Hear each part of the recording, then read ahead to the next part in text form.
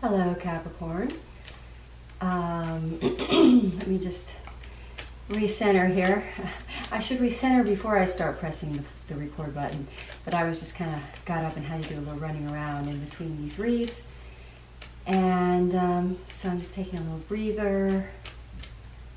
Let's have a think. Okay, I need to talk about the Sun in Gemini. Today is June 7th or 6th.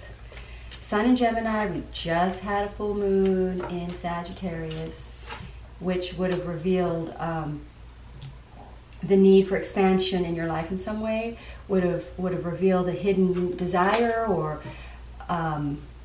the way, and then the Gemini Sun would, in an adventurous way that would have expanded and promoted change in your life, like broke new boundaries, reaching another plateau, breaking through some way.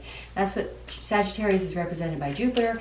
Jupiter represents the world. The world. Jupiter represents good luck, expansive, breaking boundaries, growth, breaking through stagnicity,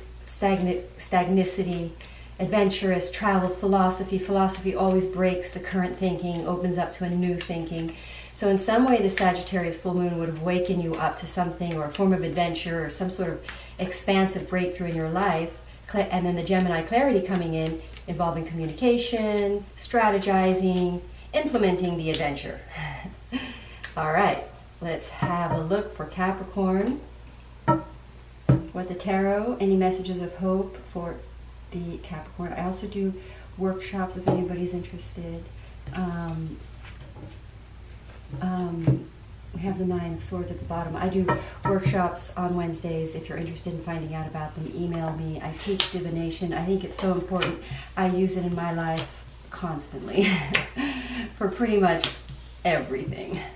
I just bought some land. Well, I guess that's telling me to go upside down. I don't do reversals, but if they show up, oh, I see. I'm holding the whole deck that way. Okay. And now we're going to ask for a little clarity. Okay. I'm going to take a look and see that I'm nicely in. Okay. Now, Capricorn. We have a lot. I always look at the major arcana first. We have 1, 2, 3, 4, 5 major arcana, telling me that this read is very dominant about the heart and inspiration coming from the heart, or strength in the heart, or strength achieved, or knowledge of the heart, empowering the Capricorn. In other words, wow, this is beautiful. This is so strong. Sometimes when I throw cards down, I'm like, oh my gosh, what on earth are they trying to tell me? But then it comes through and it has such a powerful message, and I'm so glad I opened up to it, because I have Capricorn in my Venus, in my Mars. I have it 4 places in my chart. I think my Mercury is even in Capricorn. So, this is really, I always really resonate with the Capricorn reads. And this read really is talking about a newfound strength in the Capricorn, through heart alignment, through knowledge, through having been isolating themselves or alone, you either single, these reads, our lives is single, maybe a testing period in a relationship, and then there's further levels of commitment that happen till marriage and blah, blah, blah. Well, and wherever you are in that progression, you can be married and isolated in your marriage, or you can either be married and not in a relationship. So it doesn't matter what your actual third dimensional sort of state relationship place is. This card is saying that, this read is saying that the relationship is going to, either you're going to have one, or the one you're in is going to change, or if you were in one, or if you were single in it, or on a certain level you may have been, and it was so that you could have more inner intimacy, you would have more inner knowledge, more. So there was a period, I think, for Capricorns, either that they were single, developing inner strength. So it could have either been single in your relationship, but a period of introspection or you're in that period right now of introspection, developing inner strength through heart knowledge of desiring of the future. And we were talking about that with the Sagittarius moon. Wands are Sagittarius, and we've got Sagittarius energy here, Sagittarius energy here. So we have sort of a stronger heart connection to the future, or knowledge of knowledge of going forward to the future, springing from a very strong sense of what's in the heart and what is wanted. And there is a deep knowledge of that, and it does Capricorn is the hardworking, self-enslavement sign. If anything, I've done that to myself, and they do take on burdens, but that's showing up in the consciousness. So I'm thinking burden thinking, or thoughts that have been burdening the Capricorn about a divine partnership are ending. So in other words, that's one of the things. So here's the outcome here. This is really the outcome, which is a brand new beginning, leaping in with complete and utter confidence. I mean, the Fool is free and ready to just go for it, just jump in and love and live a free life. But from a place of knowledge of heart enables one to sort of let go, because there's a confidence in that. There's a groundedness in knowing that that's the right future. And it took a while for the Capricorn to sort of that vision to come in for them. And the burden of that is and the burden, you see, the burden, the relationship turned away from the relationship.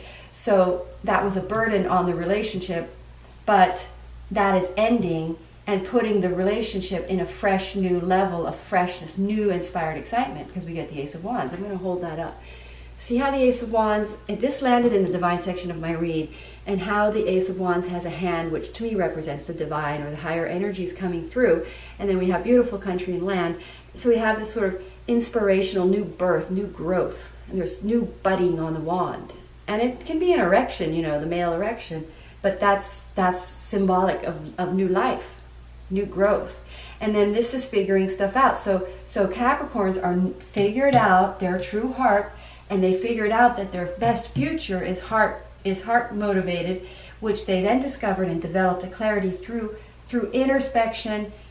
But it burdened either the relationship or it created, the Capricorns are becoming aware of burdensome thinking that is ending and transforming, because we've got this card and we've got this card. So the grief, and they're letting go of that grief, empowering the Capricorn to take a leap. So in other words, Capricorn have ended a period or figured out how to end negative thinking around a new fresh beginning in a reciprocal soulmate, true love situation, or it can also be your destined path with your true divine partner.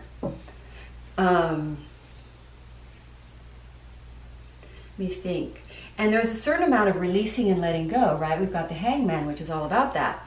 And it seems to me that the Capricorn have let go of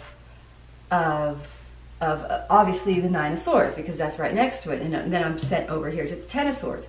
So in order to sort of, and then we get the Fool, which is another form of letting go, right? So in order to, the Capricorn, in order to enable themselves to really set themselves free to let go, you have to let go to be free, right? You got to let go.